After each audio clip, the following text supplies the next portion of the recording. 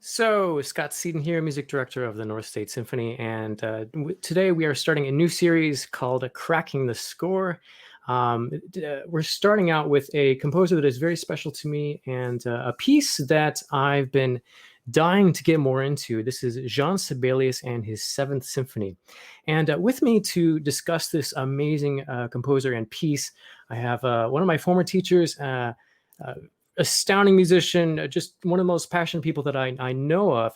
This is Jean-François Rivest, coming to us from Montreal. And just very briefly, so Jean-François is or he has been the artistic director of the Orford Arts Centre. He's been the artistic director of the Orchestre Symphonique de Laval and Ottawa's 13 Strings Ensemble, and lots of other things. But also he has formed as the current artistic director and the principal conductor of the orchestra of the University of Montreal, where I went to school. So welcome, Jean-François. It's great to have you here. Thank you. Likewise. And just very briefly, how did you go from violin to conducting? And then the other question I have is, when did you discover your love for Jean Sibelius's music? Good question. Good story. Two big questions there for you. Well, you know what? I think personally that you don't really decide to be a conductor. You decide to be the role of a conductor, but the attributes of a conductor, you kind of have it beforehand. I was very little, 11 years old. I was the first violin of a quartet, and I was deciding, let's do this here and slow down there. And then 14 years old, I was composing rock operas at high school and conducting them and rehearsing them. And then I played in a progressive rock band with my electric guitar, and I was deciding everything. They kicked me out because they found my music too complicated, uneven beats and everything, and it's been always like this. So I've always been in a leader position musically, and I must say that I played more than 1,000 professional concerts before I kind of thought of, okay, I might conduct, but And then it started very gradually, a little bit when I was in a conservatory in another city called Chicoutimi. They asked me to make a small ensemble, and we played some complex music like Verklärte Nacht and Metamorphosen. And they said, stop the bullshit of playing along and please conduct us. We need a conductor, But the real starting point was when I was hired in Montreal University in 1992, and I came, and my mandate was to create a strong string department. And after a year, I said to my dean, how can I make a strong string department if there's no orchestra? He just said, well, make one. Simple enough, right? Yeah, simple enough. I was not a conductor, but I made one, and I was bad. But I was a good musician, so I translated and I corrected myself, and I learned. It took me much more time to learn the technique than somebody like you, to whom we can help to learn it. But the musicianship you don't learn. You're a musician. So that's how it snuck into my life gradually. Right. And the second question is very funny because, I mean, as a violinist, you're always very close to Sibelius because of the concerto. That's of course one of our favorite. But as an orchestra musician, you don't play that much Sibelius. I mean, we play the Second Symphony, Finlandia, but the other symphonies are rarely played, unjustly, of course, as we both love them. And then when I started at the university, there was a very interesting composer named Michel Lontin, who was just the studio besides mine. And he was totally crazy about Sibelius. He had this painting, he has this picture, he was composing music in his honor. I mean, and when I respected the guy very much, and I was thinking, geez, I'm a grown-up musician.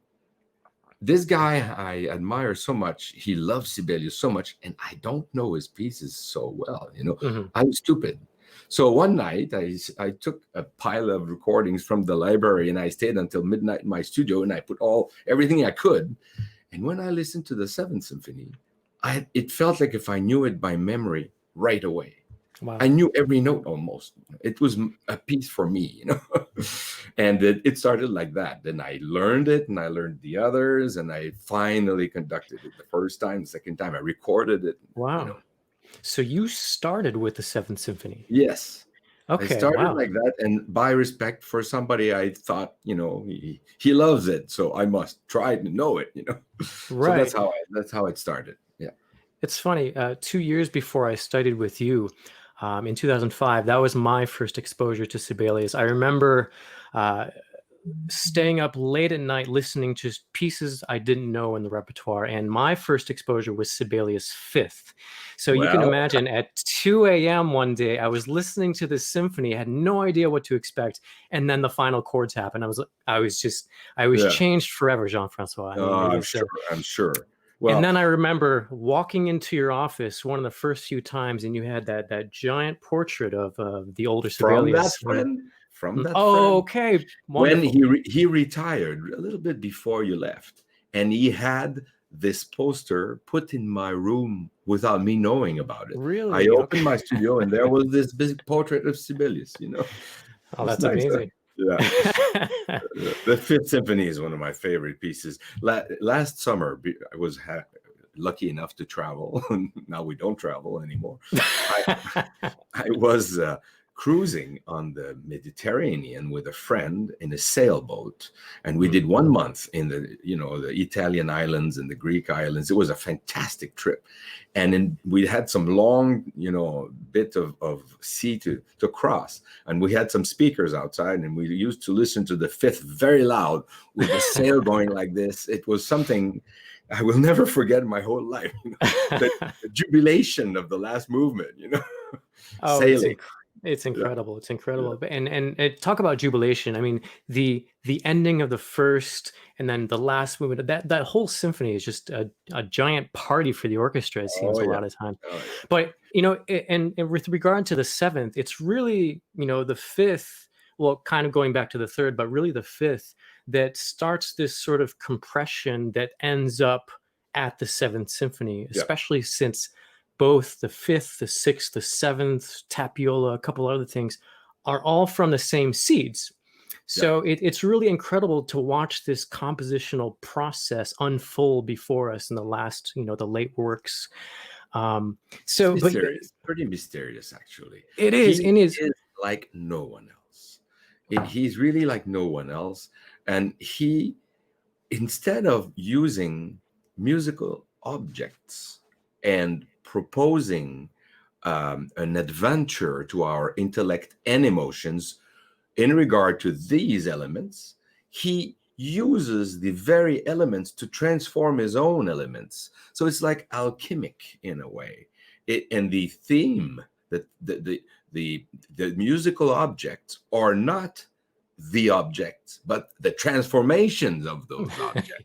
That's the very theme of the music. The purpose is the transformation. That's perfectly said. And Sibelius is one of these composers for me that, as much as I study it, I still feel almost as lost as ever, because there's so much going on, and yet at the same time it's so incredibly simple Yeah, what the very. end result is. I mean, you're talking about this transformation.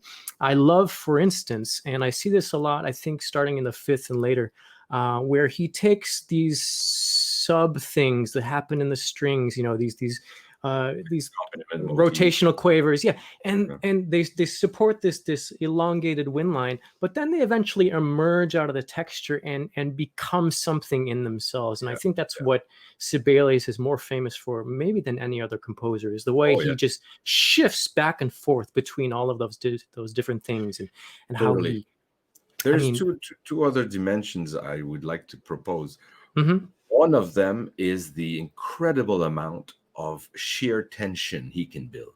Like, really, well, let's go back. I'd like to propose an image for your listeners. But if you think of music history like an evolution of something like this, the music, let's pretend that the music is an some sort of an animal that flies through a medium, or some sort of a vehicle, or plane or a capsule that goes through a medium.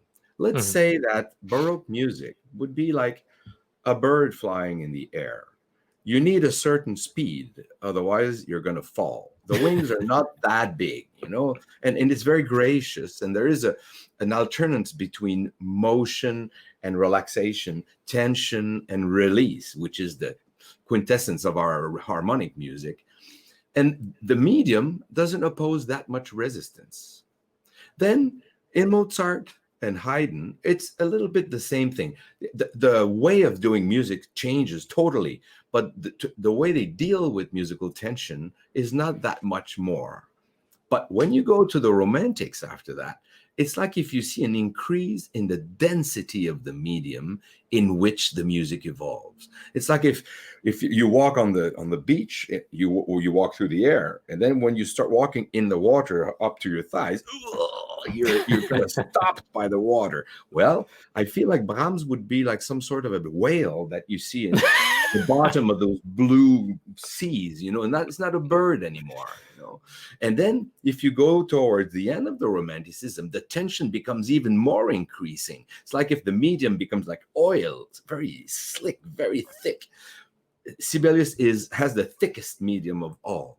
It's the one that you have to pull each note out of, especially in the seventh, and in the fifth. You have the climax of the last movement of the fifth is like the climax of the seventh. You have to pull the tension. You even have to ask individual players to add crescendos there and there and there, and dosage them so that the big rubber band of the harmony really goes to the maximum of tension.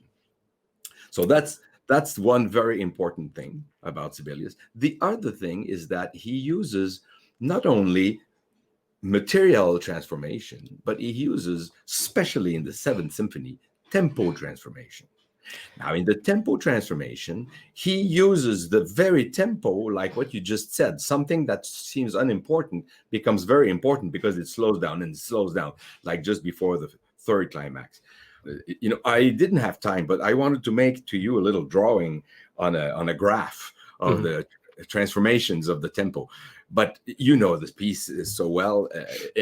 You go from very slow to gradual, faster and faster, and then it goes slower and slower, and then you have a climax, and then it goes faster again, and then slower again, and the maximum is in the third time where it goes presto.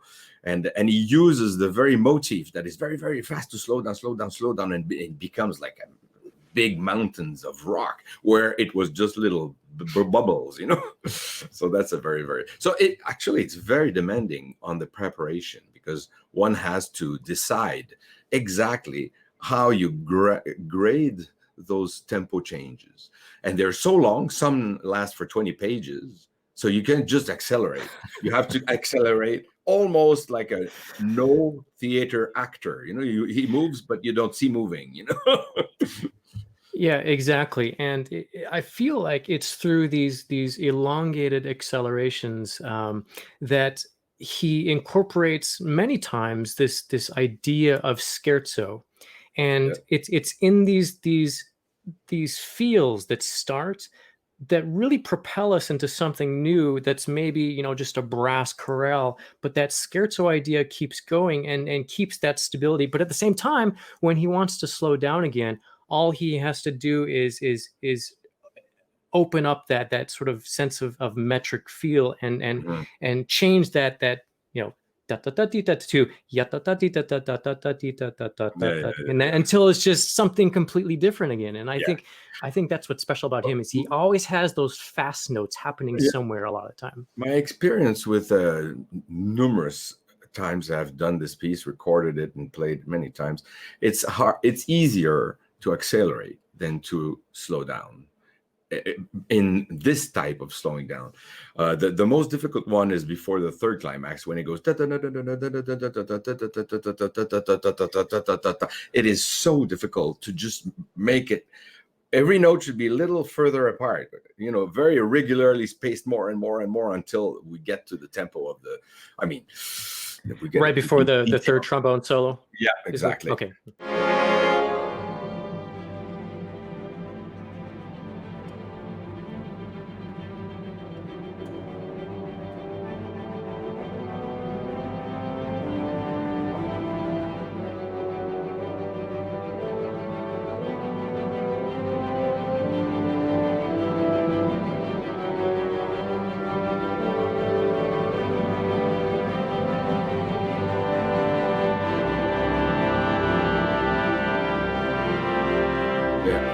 And it has the scales in the horns, like at the very first ba ba bee, ba ba ba ba bum, ba ba ba, three times before we finally have the slow tempo of the third trombone solo. Oh, You know, exactly. we're talking about trombone solo third time, second time, and all this. I think for the benefit of your listeners, let's sketch the structure, if you don't mind. Absolutely. I would love to sketch the structure as I perceive it. Of course, structural analysis is never true science.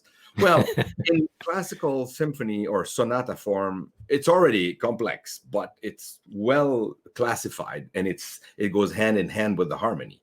It's not the case in this symphony.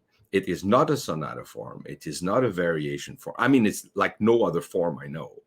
No. Yet it sounds very traditional in a way. It's not far out at all.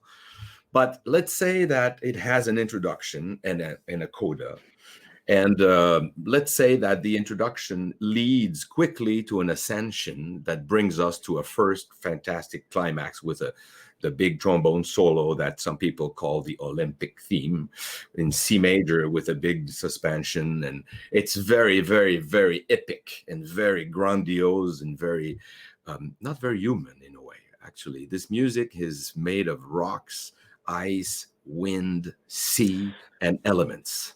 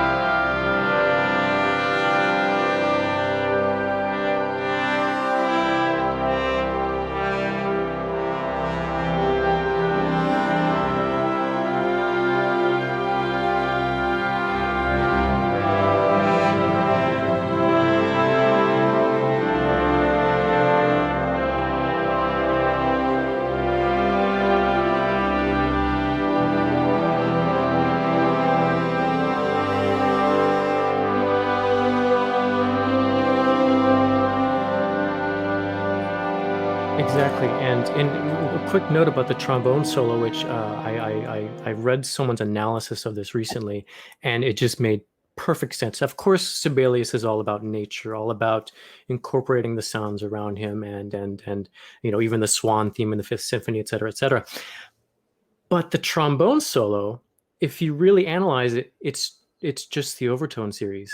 All sounds that occur in nature. Yeah, exactly. So it's just going back to, you know, the simplicity, to the roots of everything, which is just the harmonic series. It's C major. It's exactly the same C major than the beginning of Zarathustra, which nature is personified in C major and man in B minor, B major, you know, with this.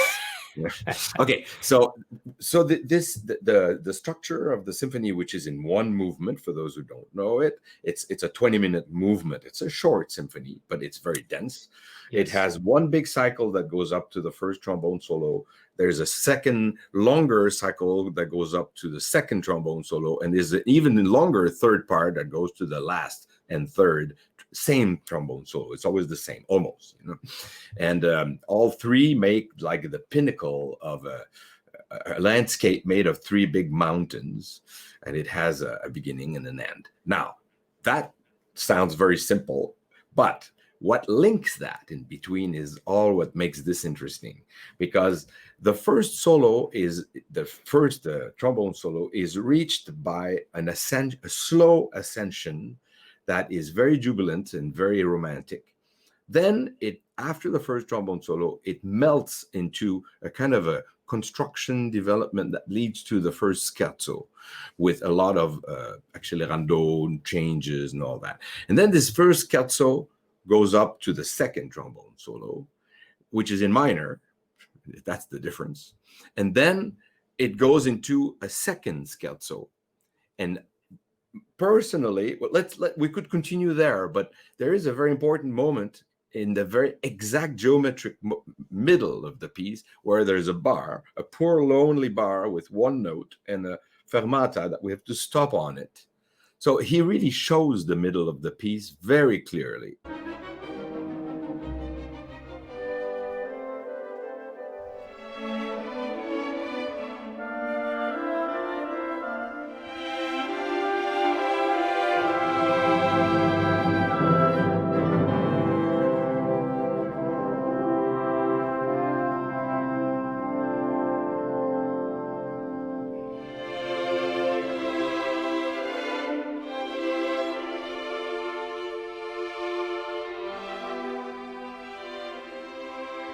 Then he goes on, and what he does after that is that he brings a new theme,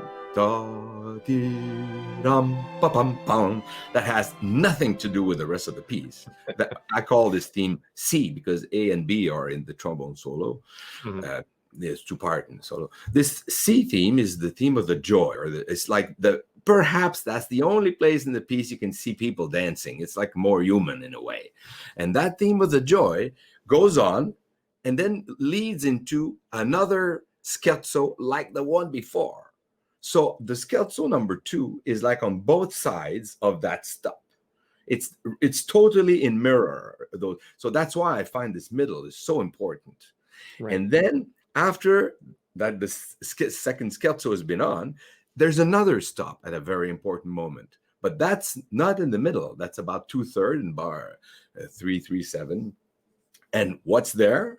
Well, that's the golden ratio.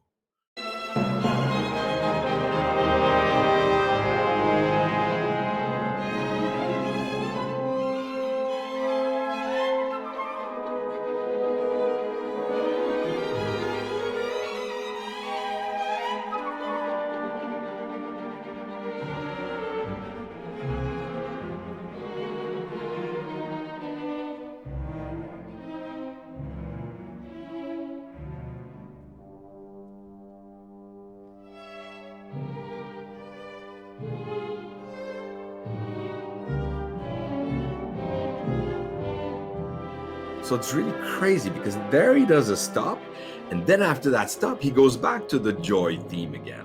That leads to finally a third scherzo. So we have the first scherzo, we have the first, let's say we have the first climax, we have the first scherzo, second climax, then we have the joy theme and the stop, the joy theme, and the second scherzo again that completes. Then we have the golden ratio stop.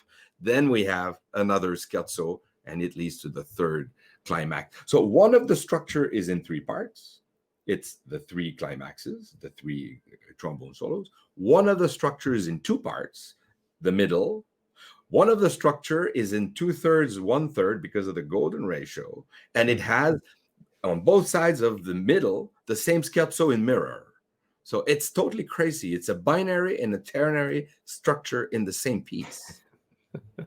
And then, of course, it has the climax is at the first note of the coda. That's where it has the big bang and the very high chord of the violins. And the coda is very short, and it takes the material of the very beginning in a way, and it's very, very beautiful how it's perfect in a way.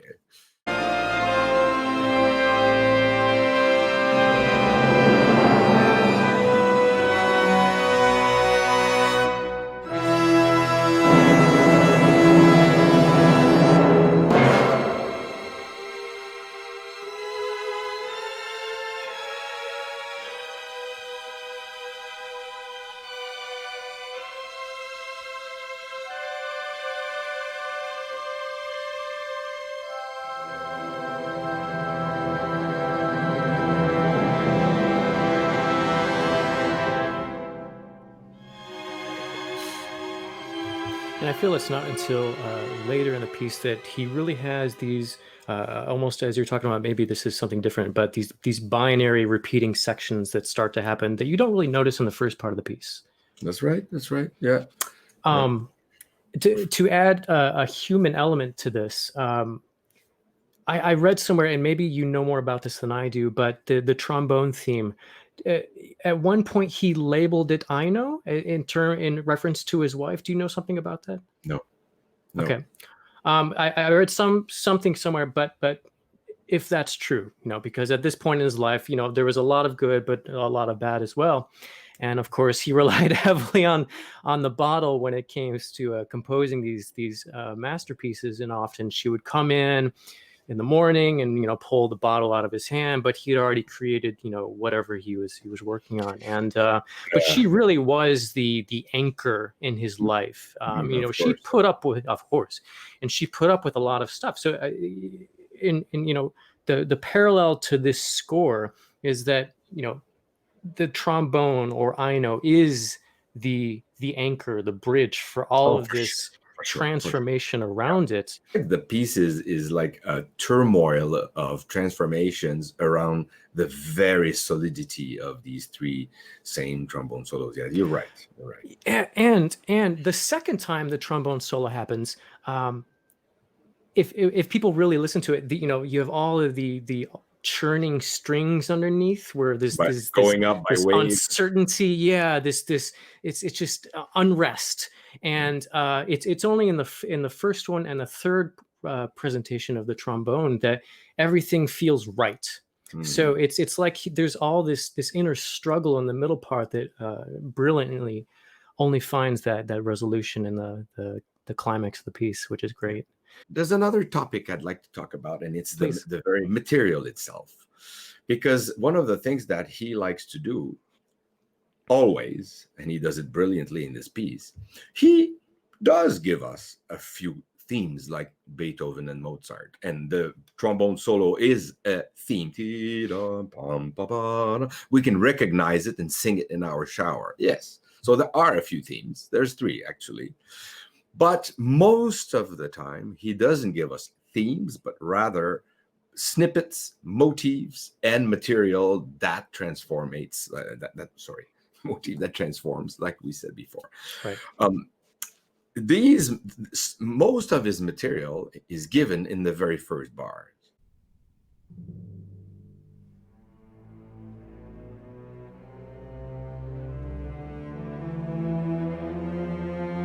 So the material that he gives us, and it's very, very striking. He gives us, first of all, he gives us the scale, which starts in the first note of the timpani and the ascension of the cellos. And that scale will be some of the glue that puts everything together, going up and down later in the piece. And in a way, many composers have done that. Scales and arpeggios are used even in Mozart's Jupiter Symphony, for example. The mi sol arpeggio is everywhere. I mean, it's traditional in a way. What is not so traditional is the second element that he gives us, which starts at bar 4 or something like that, which I don't know how to name it, but I've always named it myself in my own stupid head, like a rotating harmonic globe. It has it starts with a clear chord, despite a very far one, because we start in C major, we go up, and paf, he gives us A flat minor. And then from that A flat minor, he pulls the sound, then he changes one note, and then the bassoon does a D natural, and then he changes another note, and we switch into F major.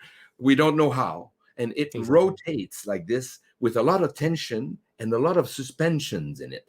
And in that F major, it has the most wonderful B natural suspension, the augmented fourth, which will come later everywhere in the symphony.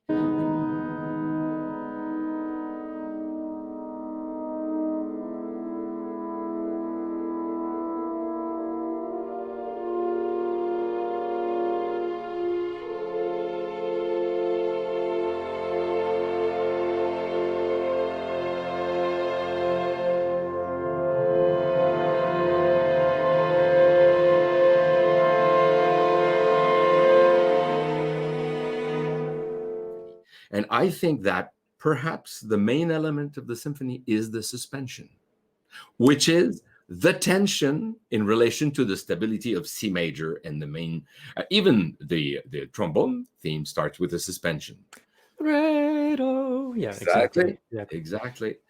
And then when the horns come in the second half of the trombone theme, they start on B flat. It's always a suspension that comes from the end of the world, like a tsunami of suspensions. And the whole piece ends with a double D, Re, Do, and a Si, Do. Like the most important suspension is the last note.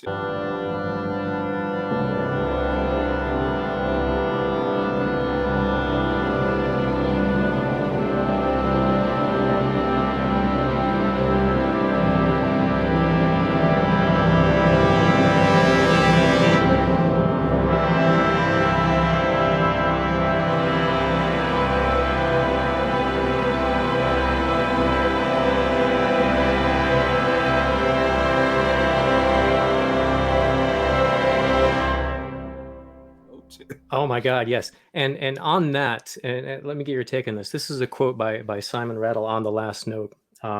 It's the only C major ending where you feel it's the end of the world, not victory. I mean, because he holds that B natural for so long and then gives you this brief moment of C major, but it doesn't feel right, and it's so abrupt. It's like the ending of the Rachmaninoff symphonic dances. It just and then it's over. The ending of the Fifth Symphony is like almost an insult. It changed your life. It did mine too, because the climax before that is one of the most incredible, romantic and stretched climax you can imagine. Then, paf, he gives you those last few dry chords, like he slaps on the face, and he pulls the rug out from under you. Exactly. Yeah. Really. So in a way, I don't know. I don't want to go into psychology. It's just the way it is. But perhaps you're right with Rattle. It's not like you feel like everything is accomplished. It never was with this guy. And we all know that after writing this in Tapiola a little later, he stopped composing and he lived another 40 years very unhappy. Very, very, very unhappy. We know now that he wrote a whole 8th symphony. We even know the first few bars, which are very intriguing. Yeah, I think you and I heard the first recording of that together, which were only discovered in the late 2010s. So exactly. and then we know that he burned it. Yeah, I'm so mad at him because I'm sure it must have been totally genius, but he was not satisfied. I mean, it's really like the last chord makes that a little bit also, he was not satisfied.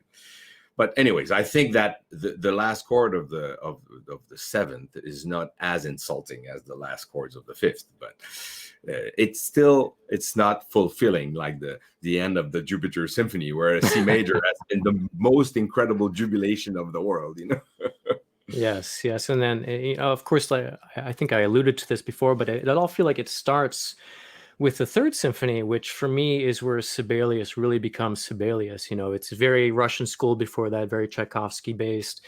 The Third Symphony, in all its simplicity, is still one of the most innovative symphonies out there. Still, for sure. And I for me, and I'm supposed to conduct this for the first time in 2021. Knock on wood. But I love how it's so simple. It's so sort of almost neoclassical, but it's got these grandiose moments, but they're not like these huge Mahler or Tchaikovsky grandiose. They're just it's a perfectly subtle, appropriate symphony, and I'm hoping that's the theme for 21. No, nothing overly big, nothing overly just chaotic, just nice and C major at the very end. Yeah, I think everybody needs it. Yeah. Well, it's funny because you mentioned how did I come to Sibelius in the seventh, and I just briefly mentioned the concerto, but it means more than it looks, because in a way, as a young violinist, we discover the Sibelius violin concerto, and we all fall in love with it. I mean, everybody falls in love with this concerto, but as a violinist, it's a dream, and then you finally learn it, and you listen to it all the time, and you have your favorite versions, like Ferras or Hoistrak or whoever. But in a way, you feel Sibelius intimately And it's not true, because the violin concerto is very different than the rest of his music. Some of the tutti of the concerto have the same spirit of the symphonies, and the big climax of the first movement, for example, which definitely Karajan is the champion, Mr. Tension. But it's you have a tinted kind of perception of Sibelius when you look at him only from the violin concerto, and it's only later when you learn the symphonies that you discover so many other aspects. Also, you mentioned Tapiola. I think that's the piece that goes the furthest in making everything with nothing. I mean, it's a 3-note motif. Make it 5 if you want. That changes all over the whole piece. It's really a piece with no themes. It's a piece with just pure transformation. I find I'm looking at a sorcerer, with alchemic transformations. Oh, exactly. And for me, the more I get into all of his repertoire, it's the more that each piece is just like a walk in the woods, where you never really know what you're going to encounter, but it all makes sense somehow, because it's all part of the same picture. It's all part of the same adventure, and that's what every piece, especially the seventh and Tapiola, is for me. Especially going back to his process. At first, for him, it was a fantasy. And then for something about it made it okay. It has to be Symphony No. 7 in one movement, because it's on the scale of a symphony. It's not, he was the master of bridging the tone poem in the symphony, and I think this is what the seventh and Tapiola especially is. I must say that as an interpreter, it asks from us to really take some important decisions to communicate with the players. You cannot just play the way it's printed. Mahler went very far, writing down every crescendo and diminuendo in contrary in all instruments, so that the musical proposition, but the sound paste makes the right evolution in his hands. You don't really have to do that much in a Mahler piece. You have to, but it's all there. In Sibelius, you have to kind of invent some of it to translate it, what I believe is his ideas. So he would, for example, have a section of music that has great tension, and he will put a hairpin like this, crescendo, diminuendo. And if you just do that, it's not going to be enough. You have to ask one instrument to do it more, and then to have the bass do that more here, and then to pull out the tenor or the violas, and to ask the second trumpet to do the dissonance with the other one more than the other. And then when you build all this, it's all harmonic most of the time. If you build the right proportion of rubber bandish, then the real meaning of this comes. You have the big tension, but it doesn't work by itself, No, not at all. And in his symphonies, he has some of the most grand, the most epic brass crescendi. I mean, they just go, and a lot of them are very long, and then it's almost to the point of screaming, and then something else happens. It's just it's very much like his personality, especially in the going back to the fifth again, the end of the second movement of the fifth. It's just like he's in conversation, and then he's done, and he walks away. I mean, that's what some of these crescendi feel like. It's like, where are we going? Where are we going? Oh, we're going somewhere else. It's done. Well, the seventh is full of that. Yeah, all the climaxes veer into something else. Like if you have a cascade of something wash you over, and then you say, "Hey, I was not here." What am I doing here? I was in the middle of a climax 2 seconds ago, and there, not anymore. Oh, yeah. It's quite amazing. I put the bar numbers, and I put all the parts, what I believe are the parts, and it's quite stunning to see this beautiful classical binary, ternary, the golden ratio, the middle, the 3 climaxes, the scherzo split in 2 in the middle. I wish I could have done a better drawing, but then. Interesting. Yeah, I look forward to analyzing that myself. Yeah. Now, with respect to the golden ratio, did you calculate that by time or by bar number? How did that come in? Bar number. Okay. It's relevant in a way, but it's at about 2/3 of the symphony. So that's a common practice between musicians. Beethoven, almost all his symphonies can be analyzed like this. And well, we won't go into numerology because I think that sometimes it's really overdone. But, you know, I think that if there's one truth about that thing of proportions, is that all artists have always sought to bring to their art their observation of nature, observation of beauty. And one of the attributes of beauty in nature is this incredible paradox between binary structures, starting by our bilateral structure, everything is in two, and ternary structures. And the difference between the two is what makes the difference between Roman art and Gothic art, you know, for example. And what's in three makes something not look structured evenly. You have a larger chunk and a smaller chunk. The most beautiful example is the Bach chaconne, where you have a big chunk, a medium chunk, and a small chunk.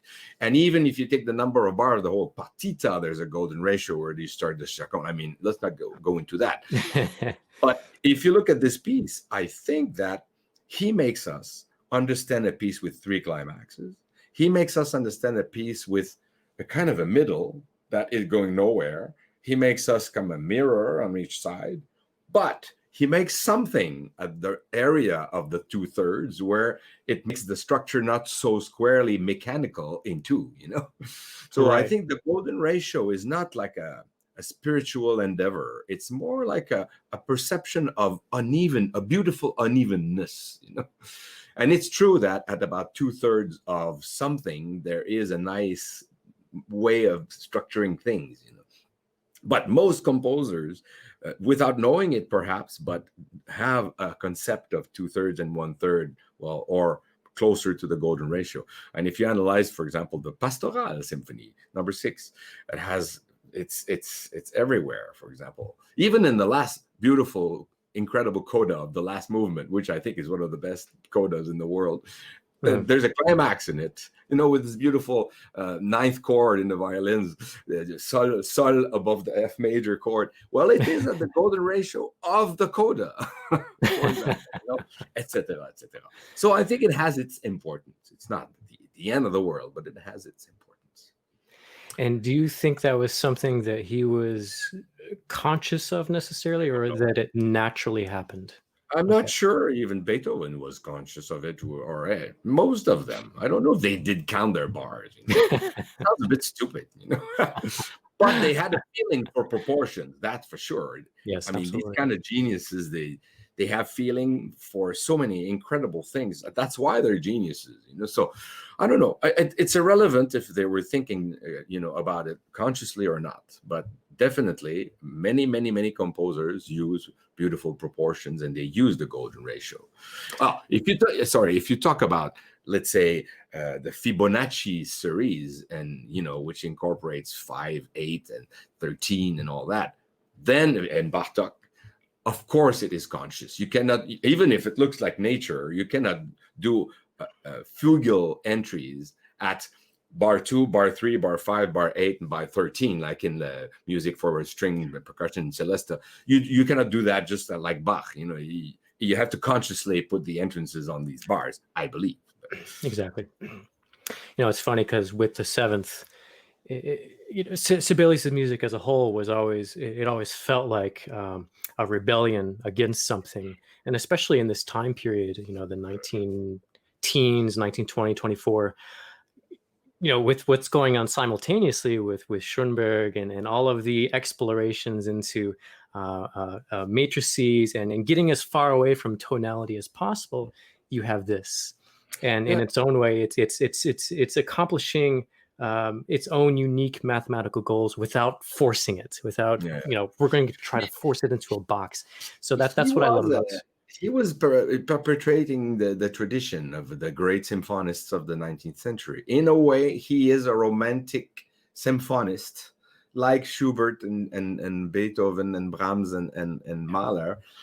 But his way of dealing with the musical material is way into the 20th century, and perhaps ahead of many of those who were much more advanced in their exploration.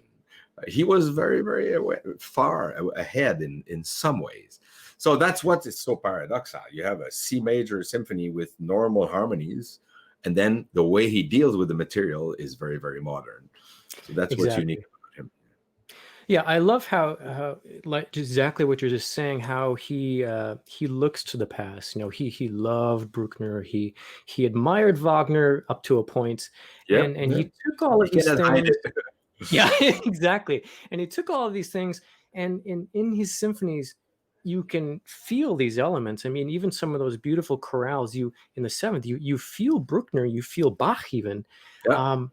But at the same time, it's like you sense minimalism is coming. You sense all of these things that happened decades later are about to just explode. And I feel like his music had to be a huge impetus for all of that.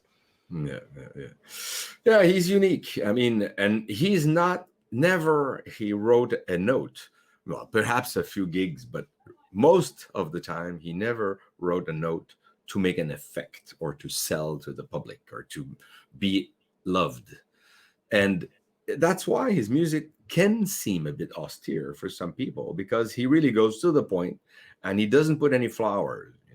So to discover his music, one has to really dig into it, listen to it many times, love every aspect of it until you know it well. You cannot just go to the one concert and listen to it once and be in love with it. It's a bit too hidden somewhere in it, or too complex. That's why I really believe that if some public are going to go listen to some symphonies like that, they should really listen to it before many times, and then when you go to the concert, you really appreciate it. I like very much those orchestras who do audience preparation like that. It's really nice because you get to have the audience prepared to I know that, I recognize this, and then you gain a lot more. Oh, exactly. I mean, I think that's the only way to go. Otherwise, you're just kind of swimming and you don't really take as much away from it. One last note about the seventh. Right before the end, you have this sort of roaming line in the woodwinds. Sorry.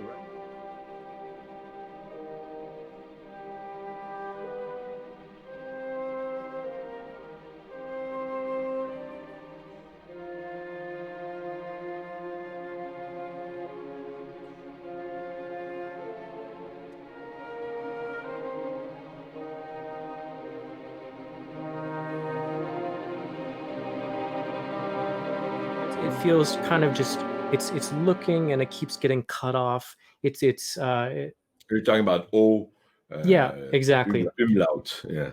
And he starts that idea somewhere before it. Yeah. What do you think that theme is about? Is it just sort of searching but not finding something, and then you have the ending, which it gives most people even more discontent? What is that to you? No. For me, I think it's related to bar 8. With the flutes and clarinets. So thematically, it's linked with these bars. And look at bar, after A, 1, 2, 3, 4, 3 before A. It's there already, So I think that he's doing a cycle between the beginning and the end. So he's just tying loose ends. Yes, but it's taking more importance at the end, and it has these tremolos that grow with great, fantastic suspensions yet in there, And so I think that this motif that is linked to the beginning has a piece in it. Perhaps some sort of I'm looking for a word. My God, it's such a strong musical identity. I cannot find words to talk about it. It's when you remember something and it makes you feel content but sad at the same time. Nostalgic. Yeah, nostalgic. So that theme at the end is more developed than at the beginning, but it is definitely sprouting from the bars, the 4 or 3 before A at the beginning. And it is a theme that has a lot of peace in it, but not peace that is totally content. There's a certain nostalgia in it. Is it nostalgia for the beginning of the symphony where there was so much anticipation of what's coming up? Because the beginning of the piece is like, it is like a bell or a gong that rings. It has those transformations in the chords, and right away you climb into the first fantastic climax. Yeah. So the beginning has anticipation. Here you play this theme again, and it is going down with a lot of peace, but nostalgia at the same time. So for you, it's more about peace than say disintegration or. Yeah, I don't feel disintegration. I think it's the most anguish is right before that, like a few bars, the syncopations and the high violins.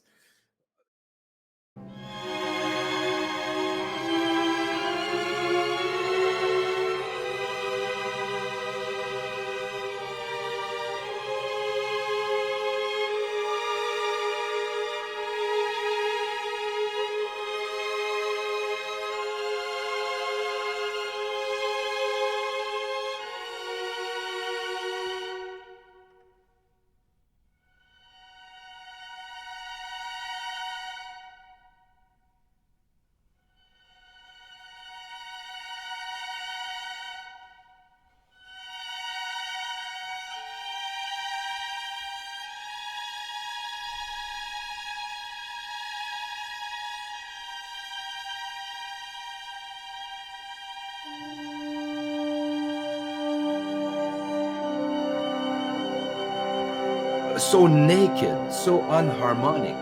And then you have the fantastic horn line 4 before O umlaut that is, again, in a way, a fourth citation of the Olympic theme.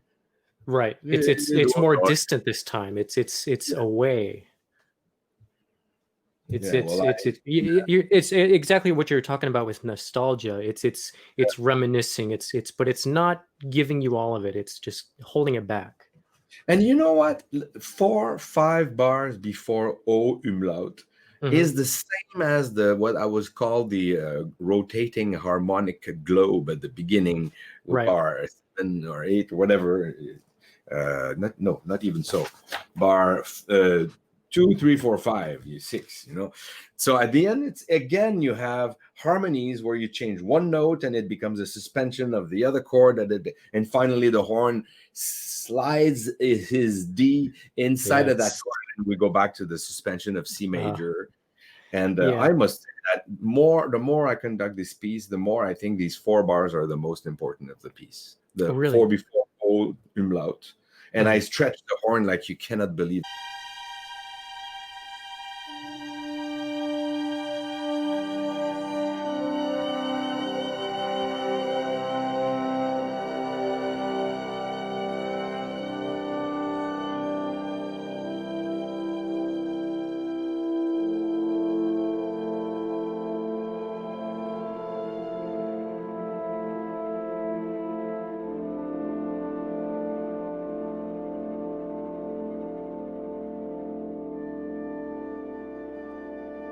Last time I did it with the Metropolitain here in Montreal, the Metropolitan Orchestra of Montreal, and the guy was so good, and we stretched those suspensions, and it's like it's content, but it has a high level of nostalgia here. It goes hand in hand with the nature of what we think Sibelius is. I mean, high and low, and nostalgia, and great excitement, and invention, and dissatisfaction at the same time, and then he finally burns his last symphony. That's Sibelius for you. We have to accept him that way. But I really think that most important bars.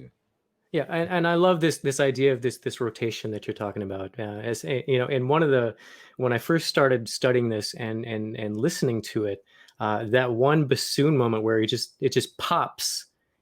The D natural. You don't forget that. It's there. It's like, that's really bizarre. But then you forget it when something even more grandiose just shifts in front of you. And I love how he uses the bassoon for that a lot. And timpani sort of sneaks in very Oh, subtly a lot of we could times. talk for an hour about the timpani Oh, part. Amazing. Yeah, it's really amazing. Yeah, I mean, everywhere in Sibelius, the timpani parts are always very, very crafted and subtle, and it's a participant. Yes, you're right. Very much so. Yeah, you're exactly right. The timpani could be a whole lecture on its own. Yeah. Okay. Well, Jean-François, I want to thank you so much for My your pleasure. time and for jumping into this amazing piece of music with me. I'm sure everyone who watches this video is going to love your passion for the music. Well, thank you again, and I look forward to chatting with you again in the future.